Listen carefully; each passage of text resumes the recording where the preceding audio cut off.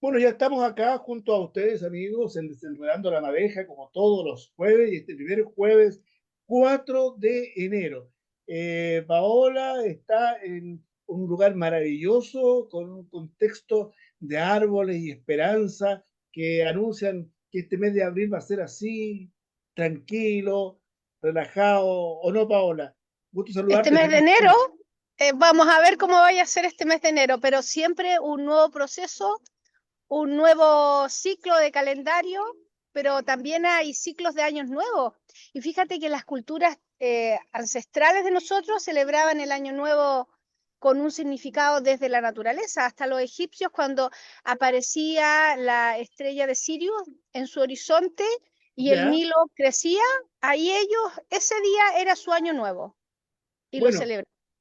es como el Año Nuevo Mapuche, que también cambia completamente y que tiene que ver más bien con el ritmo de la naturaleza, ¿no? Con el equinoccio de invierno, digamos, y de verano en el otro hemisferio. Exactamente. Pero eso son parte de las culturas que hemos olvidado nosotros. Bueno, yo le voy a contar así brevemente que hoy día tenemos una mañana bastante comprometida y usted no sé si recuerda que los meses del año, decían los antiguos también, cada día, dependiendo de las cosas que se estén haciendo, significa que es el trabajo que vamos a estar abocados. Entonces, este es el cuarto mes del año, el mes en que vamos a tener la posibilidad de Ah, compartir contigo, Paola, con temas que tienen que ver con la neurociencia y bueno, va a ser bastante ajetreado desde el punto de vista radial, porque estamos hoy día con bastantes entrevistas. Y además porque acá en Pucón está un poquito complicado el tránsito debido a la triatlón. sí, Las pues está la calles están triatlón. cortadas, ¿sí? Bueno, es una fiesta deportiva que complica un poquito, pero que trae grandes dividendos también a la comuna y eso es importante. Exactamente. Así que tiene que tener hartos entrevistados en torno a este tema también, No, a no, la no, triatlón. no, no, no. No voy a hablar con el Ceremi de Economía luego, después con la Ceremi de la Mujer, así que son temas diversos, pero interesantes de todas maneras, que a nuestros auditores les interesan y contarles también a la gran mayoría de la gente que nos está viendo que ya la antena se ha solucionado el problema. Yo creo que a más tardar mañana a lo mejor vamos a estar transmitiendo a través de la 90.5. Así que vamos a empezar a difundir esa buena noticia que nos trae para Radio Puente después que hemos estado con nuestra señal de FM ininterrumpida. Así que bien con eso, contento, Paola. ¿Cómo estuvo Qué su bien año me parece. nuevo? Bien, tranquilo, como te contaba, un poco atareada porque decidí ir a mirar los juegos artificiales con una familia que vinieron a vernos, pero bien, dentro de todo es una experiencia. Sí, son Tranquila. experiencias, claro, son experiencias que llegan a dar miedo. Exactamente. Con mucho ¿Qué? cortisol. Así es. Bueno, ese es el tema que vamos a conversar hoy día con Paola Ibar, terapeuta, ¿no? En neurociencia, en hipnosis, en neurociencia, y el miedo de estos temas que hemos ido tocando y que a nuestra gente le interesa muchísimo y les ha impactado, digamos, el programa, porque he sabido en varias partes en que me he reunido con algunas personas, Paola, de la forma como se han ido introduciendo los conceptos y la conversación en torno a temas que son bastante cotidianos, ¿no? Y que de esa manera acercan a la comunidad a pensar, a reflexionar. Y el tema de ahora que está muy relacionado con las cosas que hemos tratado anteriormente, está esto Ujú, de la incertidumbre, porque el miedo para mí es una cierta incertidumbre. ujú. Lo que pasa es que la incertidumbre tiene que ver con la conexión de tu pensamiento y de tu racionalidad y de tu naturalidad de mantener el control. Entonces, cuando tú tienes incertidumbre, que significa que yo no tengo el control de lo que está pasando, frecuentemente yo voy a sentir que no sé qué hacer. Pero el miedo, primero tenemos que entender que el miedo es algo natural en nuestro cerebro. O sea, ¿Ya? el miedo es parte de nosotros para desenvolvernos en algo que es desconocido o que tengamos alguna sensación de vernos atacados o vernos de algún otro modo intimidados. Entonces, lo primero que ocurre es que hay neurotransmisores que juegan un papel importante en la sensación del miedo y uno de ellos es la adrenalina. Y la adrenalina este neurotransmisor que hace en tu zona muscular hace que tú tengas la sensación de correr, de apurarte, empieza a haber irrigación en toda tu zona muscular, en toda tu zona de tu cuerpo, por donde tú tomas la energía para movilizarte, es la adrenalina. Y en las suprarrenales está lo que tiene que ver con el cortisol, que es el que te irriga y te lleva esta adrenalina a todo el cuerpo y te da la sensación o te invita a, si tienes que correr, correr. Muchas veces yo te he dicho que, por ejemplo, si tú tienes alguna situación, por ejemplo, el año nuevo, yo sabía que esa situación a mí no era con mi naturalidad y con mi forma natural de ser, porque a mí me gustan los espacios mucho más íntimos, que hayan personas, pero no tanta gente junta y gente desconocida y gente haciendo cosas que de repente no tienen que ver con cómo tú celebrarías. ¿Qué hace mi cuerpo? Lo primero que genera es adrenalina porque tiene que tener esa sensación de quedarse, moverse o estar a la defensiva con el cortisol. Ya. La adrenalina y el cortisol me ayuda a decir, ok, este espacio no es el que yo frecuentemente celebraría, pero ya estoy aquí, es una situación que va por acompañar a un otro, pero yo estoy ahí igual a la defensa. Entonces es un desgaste para mí y al final no termina siendo una celebración, sino termina siendo una condición de desgaste. ¿Me comprendes? Entonces Sí, sí, cada vez claro. que yo hago algo que no va con mi constitución de ser, que no va con lo que soy yo y me expongo igual y lo hago igual, me voy a ver envuelto en esta activación de estos neurotransmisores, que es la adrenalina y el cortisol. Es- Perdón, Ujú. entonces, esa es la forma como nuestro cerebro reacciona ante el miedo, con adrenalina y con cortisol. Exactamente, con la adrenalina y el cortisol. Pero lo interesante aquí que tú tienes que entender, que te acuerdas que yo te decía que ese puntito que Sí, está aquí en el centro es la amígdala, y la amígdala guarda ahí en el centro, en ella es una hormona que va guardando todos nuestros recuerdos emocionales, todos nuestros procesos, nuestras reacciones, todo lo que nosotros estamos conectados. La amígdala es la encargada de guardar esos procesos emocionales. ¿Y qué pasa ahí? Que cuando nosotros estamos frente a situaciones de miedo, este cortisol y esta adrenalina activa esta amígdala y la amígdala se agranda y empieza a irrigar con estos neurotransmisores y empieza a enviar todas las emociones en relación al evento que yo estoy enfrentando, a la situación. Entonces, por eso es que a uno, cuando no controla sus miedos, cuando uno no controla estas sensaciones y estos neurotransmisores que se activan, puede aparecer lo que se llama secuestro emocional. Entonces te puedes secuestrar y tomas una reacción defensiva y te enojas por algo que no tenía mucha importancia o lo podías plantear de otra manera, pero te secuestraste emocionalmente debido a toda esta conexión de neurotransmisores y hormonales que están dentro de nosotros. y esa es la forma como empezamos a guardar entonces desde pequeñito estos Sí. síntomas de miedo que reaccionan en momentos determinados en que nos enfrentamos a situaciones que son parecidas, ¿no?, a las que tuvimos que enfrentar cuando éramos niños. Es que el miedo como miedo está conectado a esta amígdala para que se active el neurotransmisor de la adrenalina y la hormona o neurotransmisor del cortisol para que tú te defiendas frente a estas creencias o cosas que tú fuiste guardando. O sea, cuando niños si te dijeron, por ejemplo, y te metieron miedo y te asustaron con el señor del saco, por darte un ejemplo, hoy en día le dicen otras cosas a los niños, hoy en día hay otro tipo de miedos que se introducen socialmente como creencias.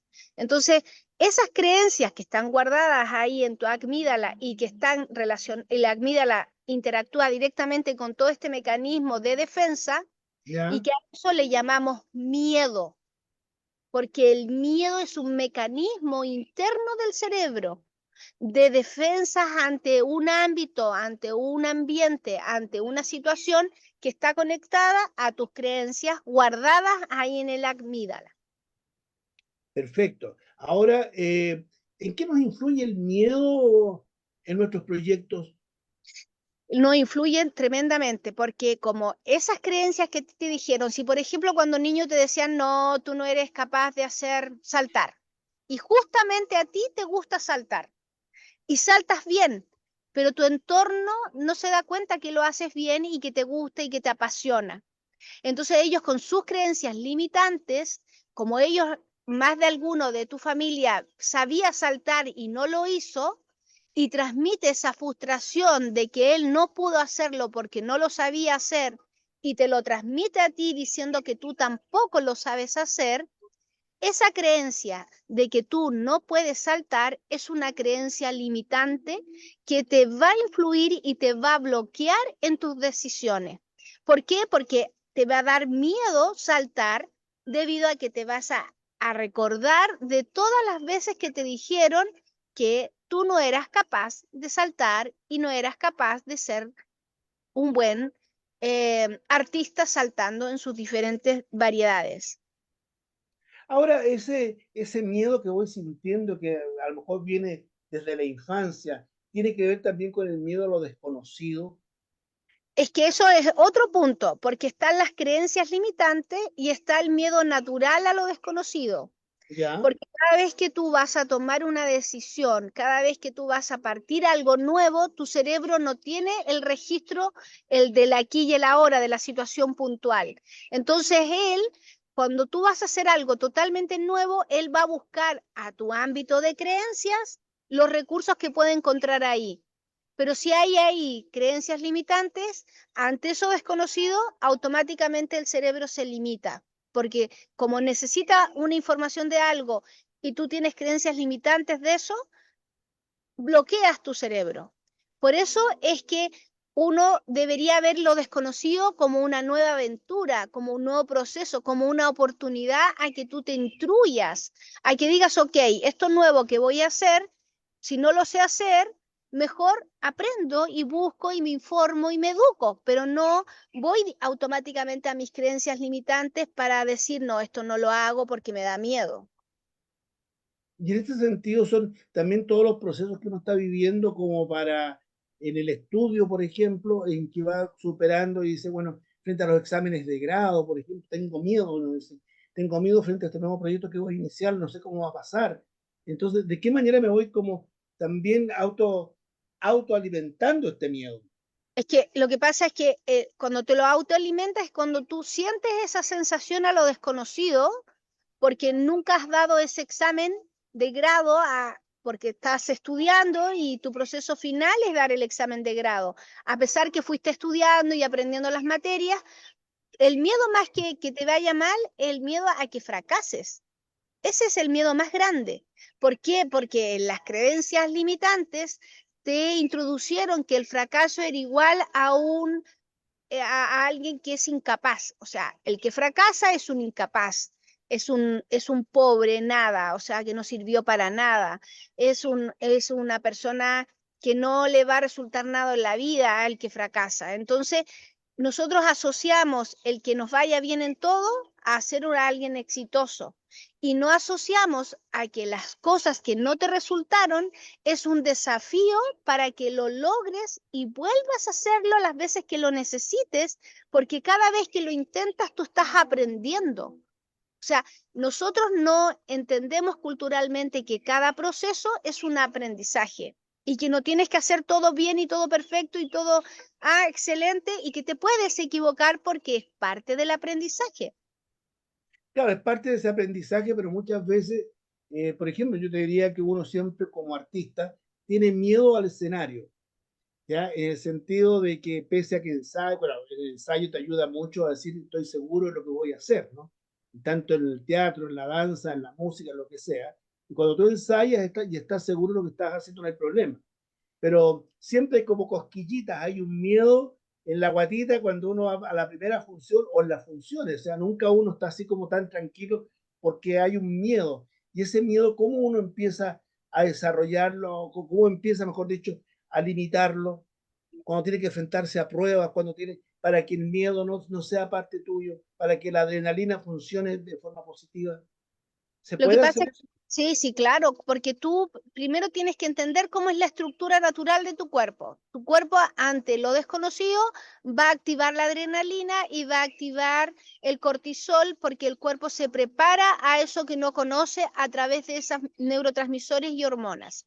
Ya, Entonces tú a través de lo como tú te digas, como tú te orientes, porque acuérdate que yo siempre te he dicho que la audición es el mecanismo más directo para tu cerebro y tu cerebro escucha lo que tú le digas y él automáticamente baja la adrenalina, la intensidad y la cantidad de neurotransmisores de adrenalina y de cortisol a medida que tú mismo te calmes a ti mismo, porque tú te tienes que calmar.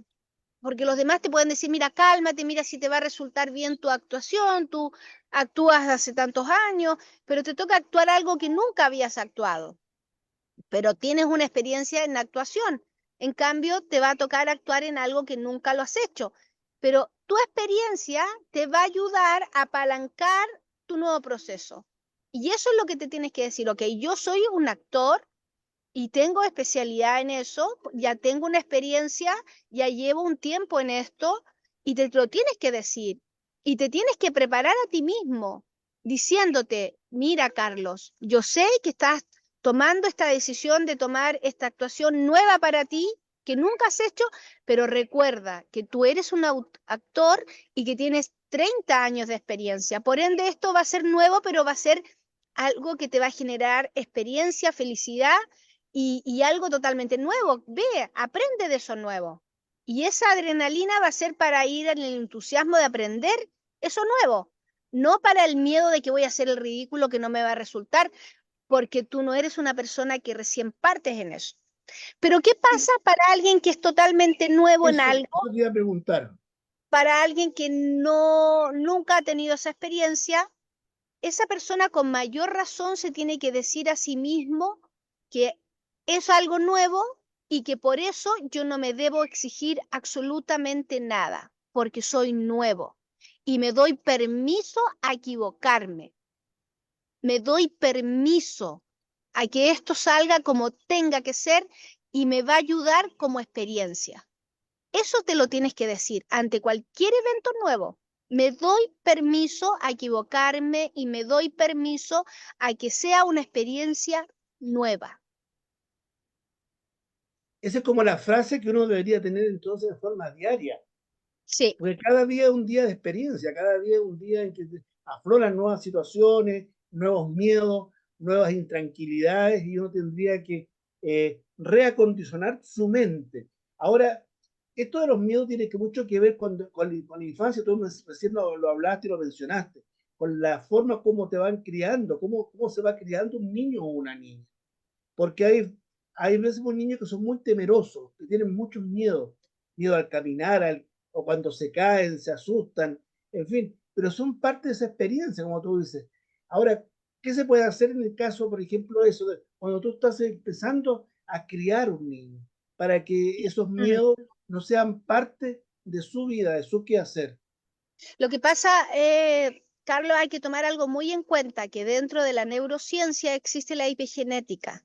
Y en el estudio de la epigenética se ha descubierto que un niño, la energía del niño a nivel de alma o espíritu, como ustedes le quieran llamar, cada persona a esta energía que habita esta materia le pone un nombre, esa esencia de vida, antes de tomar el cuerpo biológico, contacta con sus padres, algunos dicen epigenéticamente son 3 meses, otros hablan de 6 meses, y ya esa esencia de vida empieza a penetrarse con todas las creencias de sus padres. Y después cuando ya entra al útero de la madre a través de la fecundación y empieza a formarse el ovocito y a formarse el embrión y luego el feto, esa esencia de vida ya empezó a guardar toda la información en estos codones de ADN y empieza a recolectar todas las creencias, pero lo interesante es que se ha descubierto que en la epigenética son llaves de información. Cuando yo te decía adelante que a alguien de tu familia podía tener miedo a saltar, y que ese que le heredó el miedo a saltar, como no lo experimentó y no venció ese miedo, se lo vuelve a transmitir a su siguiente generación. Entonces, dentro de una familia, de un árbol genealógico, de esta familia, donde hay información, esa información va por parte. Hay algunos que van a tener miedo a saltar, otros miedos a cantar, otros miedo a tocar instrumentos, otros miedo a la matemática. O sea, hay una cantidad de información de cosas no resueltas y de miedos no enfrentados que lo único que puede hacer, y que hoy en día los papás y los papás más jóvenes están abiertos a esta información epigenética, es cambiar lo que uno dice. Porque tu hijo va a empezar a florecer esa información epigenética. Yo te lo digo por experiencia, yo estudio esto, me dedico a esto, pero mis hijos igual tienen sus creencias limitantes heredadas por mí y por sus abuelos. Y cuando estamos conversando, yo le veo a ellos creencias a veces limitantes, y yo qué hago con esta información que tengo, les transmito y les voy orientando para que ellos puedan cambiar esa creencia limitante. O sea, no es algo que tú tengas, no es una receta esto, Carlos, no es algo que tú digas, bueno, ponele más sal o sácale más sal. Pero sí, lo más importante es que las personas tienen que cambiar su manera de retórica ante la vida. O sea, de cómo viven la vida, cómo la expresan y la oratoria que tienen en el día a día con su entorno. Y tienen que observar las creencias que pueden estar limitando a sus hijos y que los pueden estar limitando a ellos mismos.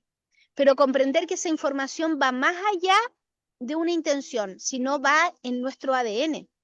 Y nuestra familia va a mostrar las diferentes limitaciones que hayan. Fíjate que es tan interesante esto que uno se empieza inmediatamente a revisar, ¿no? Tú estás hablando y uno empieza a decir, bueno, en este momento que tengo miedo por esto, o que surge esto otro. Uno empieza como a visualizarse uno, ¿no? A mirar desde fuera lo que le está ocurriendo, por lo menos a mí me pasa, que en el fondo siento que esto es prácticamente como mi hora de terapia, te voy a decir, frente a poder replantearme cosas que normalmente a veces uno las dejó pasar, pero tú dices, bueno, hoy en este periodo en que me tengo que enfrentar a estas nuevas situaciones, a estas nuevas posibilidades laborales, a estos nuevos proyectos. Tengo miedo, pero en ese caso la neurociencia me ayudaría, pese a que ya soy una persona mayor, a eliminar o a tomar conciencia de esos miedos. Sí, claro, Carlos. Y mira, primer punto, nunca uno puede pensar, a ver, no es nunca la palabra. Tu cerebro, neurológicamente, la neurociencia ya descubrió que el cerebro se queda en un estado de adolescencia. En la zona de los hipocampos, que es la zona de aquí, cuando yo te hablo del cerebro y te hablo de la zona del hipocampo, en esta zona de los hipocampos existen miles de neuronas que se llama neuroplasticidad, Carlos, y te lo digo a ti y a todos los auditores. En esa zona del hipocampo donde está la neuroplasticidad, ahí uno encuentra una cantidad de neurotransmisores a nuestra disponibilidad. ¿Qué quiere decir eso? Que yo siempre es posible que yo, tú y todos podamos cambiar nuestras creencias, aprender cosas nuevas, transformar nuestro sistema. O sea, si tú, por ejemplo, ahora que hablábamos de los miedos, tú te das cuenta, siempre hay un miedo de base. Así Hay un es. miedo que nos da vuelta, como que es la base y es como la raíz, y que de esa raíz ramifican otros miedos, pero siempre hay un miedo que te molesta en el corazón y que tú lo sentí, tú decís, chuta, a esta cosa sí que me da miedo. La otra son pequeños miedos, pero en esto yo no logro traspasar. Y ese es el miedo base, que es el heredado, el que se activó y que muchas personas en tu árbol no lo trabajaron y tú lo activaste para trabajarlo. Pero si tú te miras de algún otro modo por lo que tú eres y a dónde estás y quién eres, lo más probable lo has hecho un trabajo mucho más fuerte y más profundo que tu ancestro. Uh-huh. Pero Bueno, siempre hay un miedo que es base y que se puede trabajar, porque ese miedo está apalancado y conectado con otros miedos que a veces te impiden tomar decisiones y te impiden poder sacar el mejor potencial en ti. Ahora, ¿qué nos recomendarías tú para aprender a conocer nuestros miedos y a reconocerlos, digamos, y obviamente a superarlos a través de la neurociencia? Lo ¿La más hipnosis? importante, lo más importante es que tenemos que entender todos que nosotros tenemos esta neuroplasticidad y tenemos que activar neuroplasticidad en nosotros. Por eso existen los ejercicios cerebrales, que cuando la otra vez hablábamos que era hacer este ejercicio, ahí, ahí, es ahí, ahí, ahí, ahí, por ejemplo, o hacer ejercicios cruzados. Hay ejercicios que siempre son buscar los ejercicios cerebrales que ayuden a que tu zona de los hemisferios se activen. Y al activarse las zonas del hemisferio, automáticamente esta neuroplasticidad se activa. Por ejemplo, yo me lavo, soy ambidiestro, me lavo los dientes con la mano izquierda. Esto lo hablamos en algún momento. Sí, lo Eh, recuerdo. Escribo, por ejemplo, darte el desafío de escribir con tu mano izquierda y los que son izquierdos con la mano derecha un poquito diariamente. Hacer ejercicios cerebrales para que esos ejercicios cerebrales puedan hacer que ambos hemisferios entren a la misma coordenada. ¿Por qué? Porque cuando yo uso solamente un hemisferio, el otro está inválido y al estar inválido se atrofia la neuroplasticidad. Aprender a tocar un instrumento, a aprender un idioma, estar en un constante aprendizaje nuevo hace que esta neuroplasticidad se active. Y al activarse la neuroplasticidad, tienes más neuronas nuevas para poder enfrentar estos miedos, ¿vale? O sea, para yo poder enfrentar mi miedo, tengo que tener la suficiente electricidad y neuroquímicos y neurotransmisores necesarios para poder yo mirar mis miedos y hacer cosas concretas con ese miedo. Por ejemplo, el miedo a qué dirán. Hay personas que tienen un miedo tremendo al qué van a decir de ellos. Pero ¿por qué no se atreven, por ejemplo, a decir ya, hoy día venzo el que dirán y soy hombre y me pongo falda? Y me voy y camino por la cuadra de mi casa con falda. Y venzo el que dirán. ¿Por qué no me atrevo? Porque a nivel eléctrico del cerebro yo siento que no puedo, porque no tengo esta capacidad de neuroplasticidad suficiente, no tengo la suficiente neuroplasticidad para yo atreverme a ponerme falda siendo hombre y pasearme por el pasaje de mi casa, por darte un ejemplo. No, por supuesto, es un ejemplo que es bastante fuerte, así que a ti te permite decir, bueno, en qué medida también yo estoy haciendo algo para poder trabajar con estos miedos, para poder trabajar con esta superación, porque en el fondo de esa manera vas siendo mejor persona. Es que va de la mano porque si tú estás muy limitado y tienes muchos miedos, esos miedos sí o sí, no es que te van a hacer menos persona, pero sí te van a limitar con la conexión, con las emociones y la interacción con los demás. Los miedos te limitan. La persona con miedo es una persona negativa, es una persona que todo lo ve mal. Cuando tienes excesivos miedos, sientes que siempre te van a dañar, que siempre te van a engañar, y bueno, y uno ve que esas personas con miedo siempre andan con la cabeza agacha y están ensimismados en sí mismos y no miran, no se presentan ante la vida, no dicen, mira, aquí estoy, soy un ser disponible para aprender y para enseñar y para compartir. Ese es el problema del miedo. Ahora, cuando son miedos que se convierten en psicosis, en cosas que son así terribles, que no las podía abandonar, por ejemplo, bueno, los famosos TOC ahora, que todo el mundo como que los descubrieron, y todo el mundo cree que tiene miedo frente a esto, a lo que va a hacer, a lo que va a decir, a exponer, y hoy día prácticamente tú estás en un mundo en el cual siempre estás expuesto con imagen, estás expuesto con voz, con pensamiento, con todo. La neurociencia ayuda, por ejemplo, a superar en algún momento esos miedos a través de la hipnosis. Sí, sí, Por porque ejemplo, en el el fondo, pánico escénico, ya te digo, te hablo de ese miedo a sí, estar frente a público. sí, lo que pasa es que el pánico escénico es la actividad que tú elegiste como artista de teatro, por ejemplo, o de comunicador.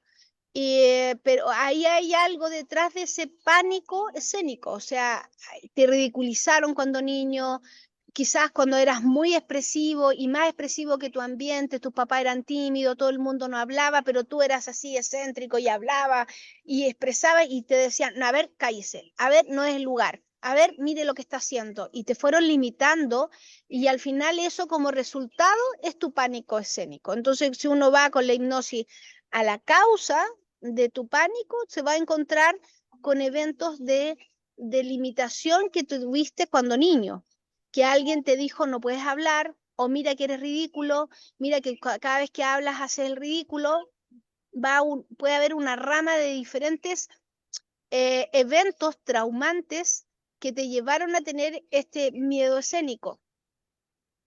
Bueno, voy a tratar de superar los miedos, tratando de usar esta frase que tú me dijiste, me doy permiso a que esto va a ser una nueva experiencia. Sí, Estoy consciente de que esta nueva experiencia es mi experiencia y si me equivoco, me equivoco. O sea, más allá de eso no tiene importancia, es que sino si que me puedo superar. equivoco, es que cuando tú te digas, y si me equivoco, es una oportunidad para aprender. Ah, ya, Eso es súper importante, entender que la equivocación es para poder seguir aprendiendo. La equivocación no es que eres tonto o incapaz. La equivocación es para poder seguir aprendiendo. Y si tú te das cuenta, la vida es de equivocaciones. Tú cuando vas a aprender algo, siempre te vas a equivocar y luego aprendiste. Es que nada de lo que sabemos no hay equivocación primero, que si la equivocación vendría siendo la prueba. Podrías decir, y me doy la oportunidad de probar en esto. Y si no, sigo probando para poder sacar esa palabra de equivocarse, porque esa palabra es una creencia limitante. El equivocarse es una creencia que nos metieron, pero en el fondo no hay equivocación, hay prueba, error, prueba, error, prueba y error y aprendizaje y aprendizaje. Es un mecanismo interno del cerebro porque el cerebro viene a aprender. Nosotros tenemos que un constante aprendizaje, por eso que epigenéticamente somos adolescentes. Nuestro cerebro nunca madura. A los 34, 36 años termina un proceso de madurez cognitiva de recursos, pero neurológicamente la neuroplasticidad siempre para todas las edades está disponible. interesante el tema, Paola, que nos permite, como te decía yo al inicio del programa, seguir construyendo tu persona, seguir analizando y seguramente nuestros auditores que nos siguen a través de nuestro Facebook Live, ya mañana nuevamente a través de la 90.5 van a poder estudiar, revisar y hacer suya la oportunidad para seguir aprendiendo. Ese sería el término que tenemos Esa es que la usar. metáfora de vida. Dentro de la neurohipnosis nosotros trabajamos la metáfora.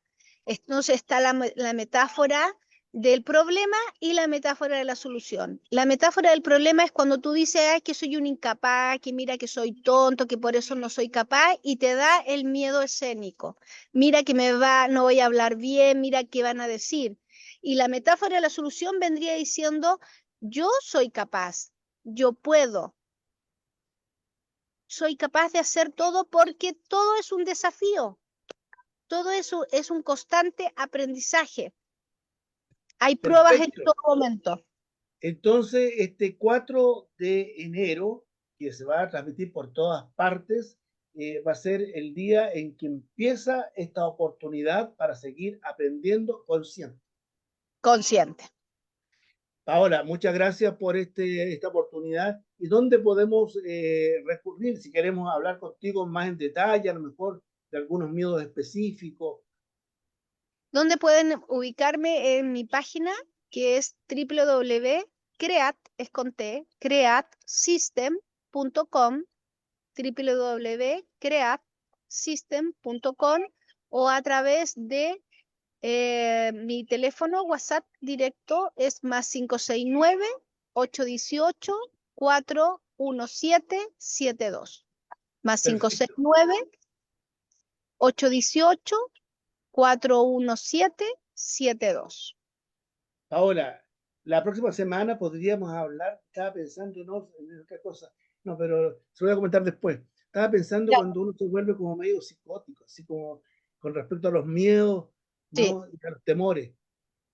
Sí, lo que pasa es que dentro de la psicología trabajamos los diferentes perfiles de personalidad y de ciertas, lo que se llaman ciertos, es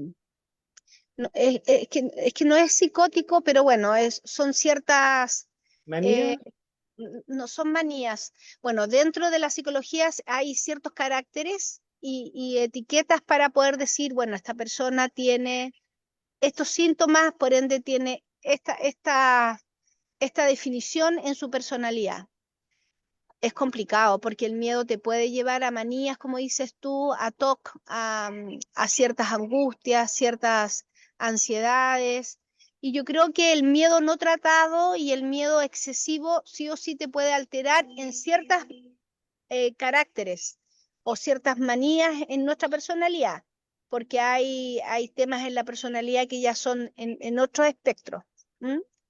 Pero se puede ir hablando sobre eso, pero lo complejo de hablar sobre temas como más específicos a nivel psicológico es que la gente empiece a como a etiquetar a sus familiares. Por eso es que hay que sí, ir con harto cuidado ahí de hablar ciertos términos o ciertas definiciones, pero a nivel mental se ha estudiado que todos tenemos un poco de todo. O sea, ningún ser humano es sano.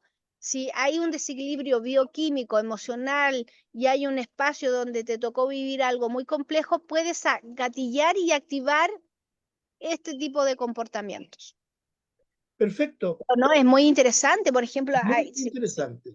se ha Así ido que, Paola, estudiando, se ha ido estudiando el tema de la personalidad y las diferentes manifestaciones de ella, cómo funcionan los neurotransmisores. Es bien interesante. Eso lo podemos ir viendo. Tú me cuentas, no hay sí, yo problema. te cuento y agradecidísimo por este contacto, que el lugar es espléndido y usted se ve muy bien. Que tenga un muy feliz 2024 junto a la familia.